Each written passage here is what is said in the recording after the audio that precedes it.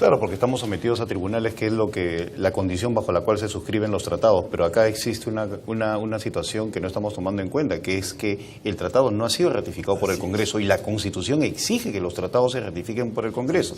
Hubo una maniobra durante el gobierno aprista, cuando un tratado comercial, un TLC, tal y como se trató en Chile, acá se trató como acuerdo comercial para pasar por encima del Congreso.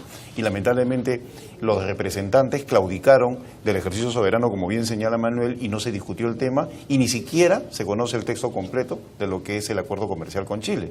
En este caso, el TPP, en la medida que constitucionalmente no se discute en el Congreso de la República, no es un documento que pueda ser llevado a los tribunales en caso el Perú cuestione alguna de sus cláusulas. Entonces, el Congreso no tiene por qué claudicar de su soberanía y tiene que exigir una discusión previa. Cuando estuvo en ejercicio como presidente el señor Toledo, firmó gran cantidad de tratados comerciales. No, el primer tratado comercial es el Tratado de Libre Comercio con los Estados Unidos, que no se firmó durante el gobierno de Alejandro Toledo, sino durante el gobierno de Alan García, pero la discusión empezó durante el gobierno de Alejandro Toledo y duró cerca de 3 años.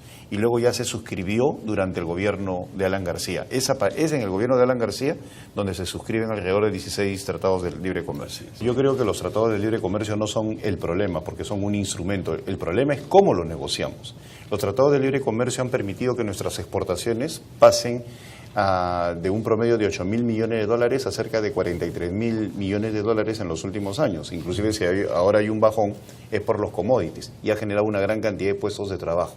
Lo que sucede, y en eso sí le doy la razón a Manuel, es que muchas veces en el proceso de negociación no nos acordamos de nuestros industriales, y nuestros industriales son los que más trabajo generan. Hay problemas muy graves, por ejemplo, con el sector textil por la invasión de prendas de la India y de la China.